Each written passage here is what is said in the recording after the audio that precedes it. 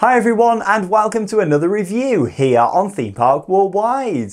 In this video I'm going to be sharing my thoughts on Dragon's Fury, a Maurer Rides spinning roller coaster located at Chessington World of Adventures here in the UK.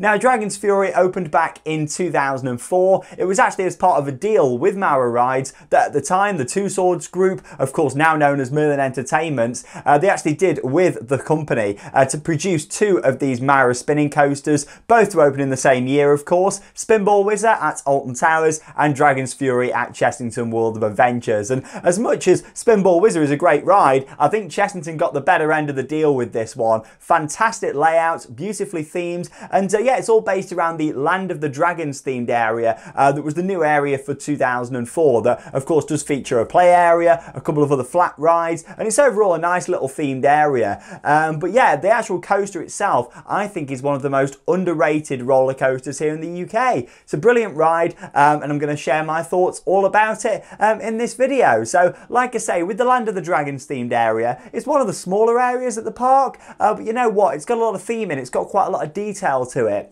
You've got like a big sort of plaza area where the main entrance is really that. You walk into the park at Chessington. Of course, there is the two entrances, but the main entrance, you walk in onto this little plaza area, and of course, you're greeted straight away into Land of the Dragons, and of course, the entrance area for Dragon's Fury. The area is kind of split into two, if you like, because you've got this open plaza area where the entrance to the queue line is for the ride, but most of the layout for Dragon's Fury actually sort of meanders through a bigger themed area, which you kind of walk into. They've got the entrance archway, there's all sorts of rock work and dragons and theming, and that's where the other two flat rides are located. But yeah, like I say, it's kind of like two areas built into one. I've always found that very strange, but that's just how it is, and of course how Chessington designed it. So in terms of when you get into the queue line for this ride, unfortunately there's not loads to look at, with the queue line kind of being off to the edge of this heavily themed area. It's just a cattle pen queue line. There's a few different themed items around, but nothing special. And then of course you make your way up into the station. It's an open station for Dragon's Fury, meaning that, you know, you can sort of see all the way in from around. It's not fully enclosed. However, it does have a roof on, which, you know, it's better than Rita at Alton Towers, because that doesn't have a roof, does it? And Stealth, of course, at Thorpe Park. I do wish them coasters had a roof, especially for the staff working on them. But yeah, anyway, going back to Dragon's Fury, it's an open station that's got some very nicely themed lights in the station, but other than that, there's not loads of theming and decor. I do feel like that's something what could have been improved on. However, you are going to get a lot of theming throughout the rest of the ride experience on Dragon's Fury. Now, I really do like the look of this coaster. As you can see, it's got a green track with red supports, and then the train design is beautiful. It's like got the flame on there, of course, for the dragons. Yellow and red train design, which I think is absolutely fantastic. Now, in terms of the train design, I love these Maurer spinning coasters. I really do, the way they're designed. 4 riders per train, of course 2 on either side, facing sort of opposite each other. You've got a simple lap bar restraint, no seat belts or anything like that, no messing about. Just a nice lap bar which just comes down, and I find it to be very comfortable. I think the Maurer seats are great, all the padding sort of around the neck and the headrest area, and just up your sort of lower back as well. You know, you're very comfortable sat into those seats. It's kind of like you're sitting down into them. You know, you kind of, instead of just going across and plonking yourself down, you know, you kind of climb down into them. But they're very comfortable, very snug trains, and I've always very much enjoyed them actually. Of course, this is a spinning roller coaster, so it all depends on how much weight there is and how the weight has been distributed in the car as to how much spinning you're going to get on this ride. It's not a preset sort of spinning on this like some spinning coasters. With this, it is all determined on the weight restrictions that are inside each of the trains, so it can make it a really fun and very different ride. No two rides are the same when you go on one of these Maurer spinning coasters, and that is a big reason why I really enjoy them.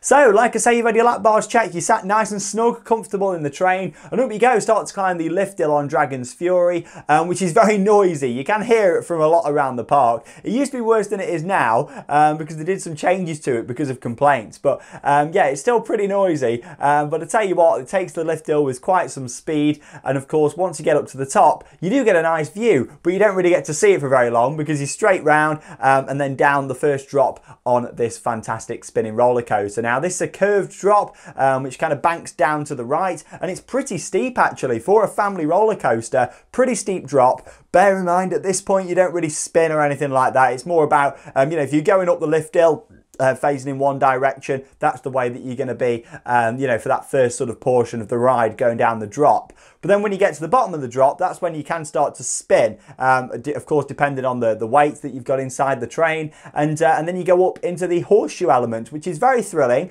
You go up into that at quite some speed. You actually take that a lot quicker than the one on Spinball Whizzer at Alton Towers. As much as the one on Spinball feels a little bit bigger, with the one on Dragon's Fury it takes it a lot quicker, you know. So two very different kind of ways to experience that same element really on two different spinning coasters there. But I do enjoy that horseshoe style element that you've got.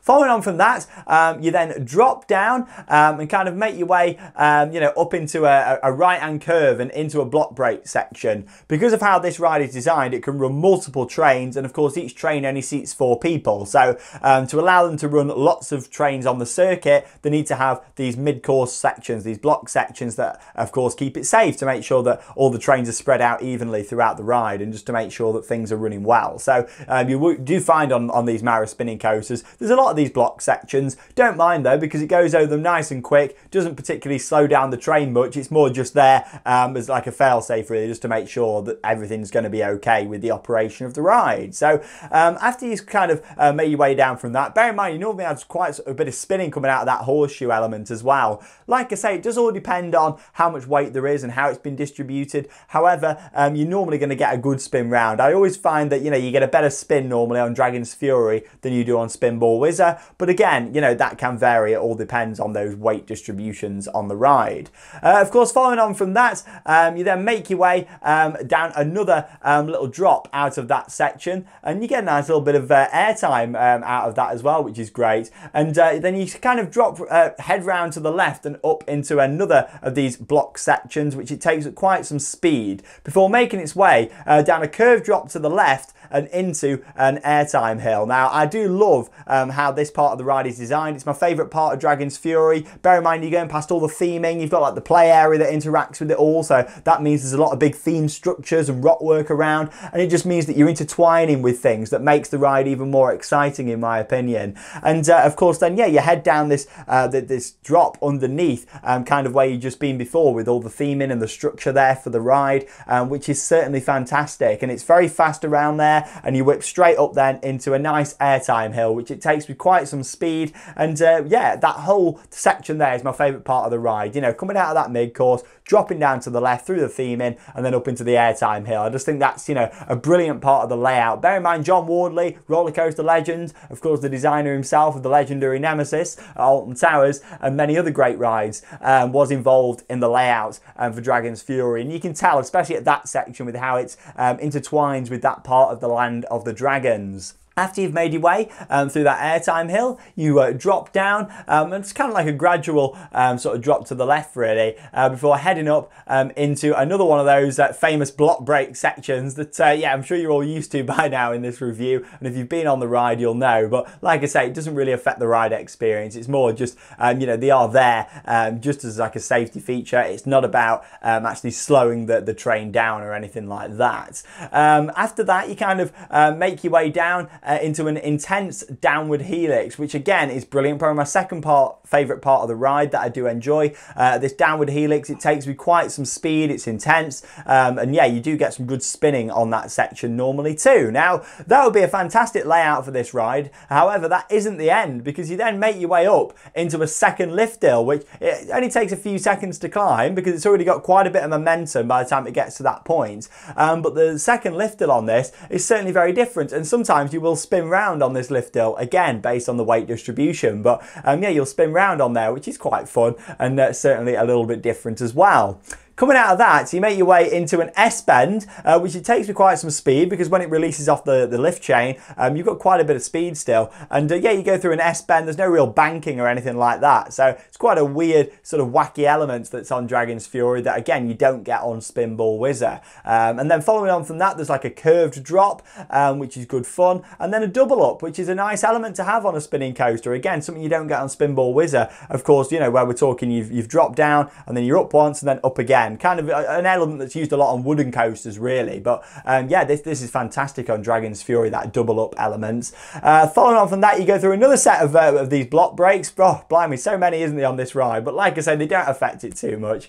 And then you drop down again and then into the main brake run. So it's a very action-packed ride. I like how much spinning you get. It feels like you spin more than Spinball Whizzer. In fact, you definitely do, in my opinion. And along with that, you've got a lot more theming to look at. Like, it isn't just a bog standard style ride to look at. The theming around the area is great. You've got a couple of little flat rides, the play area, show buildings around there. So there's a lot of interaction, and the ride's pretty hidden. Like I say, you've got the open plaza area by the entrance to the queue line, where the lift hill is, the drop and the horseshoe. But other than that, the rest of the ride's very well hidden. It looks pretty short, but it's not. It's a good long coaster, and it's very underrated in my opinion. I think it's an absolutely fantastic ride at Chessington, and yeah, firm family favourite, and some thrills mixed in too. There certainly is. So there we go. Let me know your thoughts on Dragon's Fury. Do you think it's overrated? Do you think it's underrated? I would love to know your thoughts, and how would you rank it up against other spinning roller coasters that you've been on? For me, it's certainly one of my favourites. Not my favourite, but it is one of my favourite spinning coasters, especially here in the UK. I think it's a great ride for them, and yeah, hopefully it continues to be a nice successful addition for them at the park. Thanks for joining me for another review here on Theme Park Worldwide. Brand new videos still every single day here on the channel. That's set to continue all the way throughout 2021, but of course in just a few weeks time we're going to be back in the parks, and we can't wait to be sharing lots of new and exciting content with you all. I'm Sean Sandbrook, thanks for watching, and that leaves me with one final thing to say. Get out there, keep on riding.